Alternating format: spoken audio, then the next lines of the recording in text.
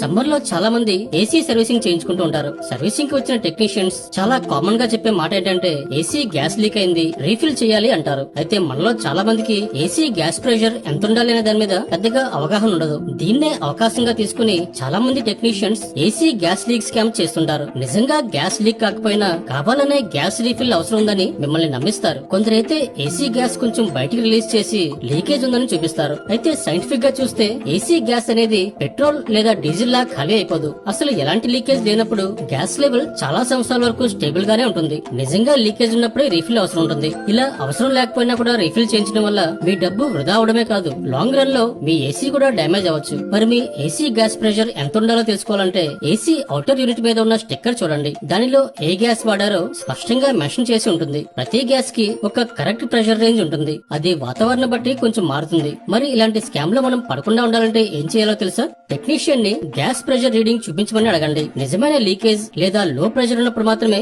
Refill చేయించండి. అవసరమైతే ఇంకో టెక్నీషియన్ నుండి సెకండ్ ఒపీనియన్ కూడా తీసుకోండి. ఏసీ సర్వీసింగ్ విషయంలో కూడా జాగ్రత్తగా ఉండండి.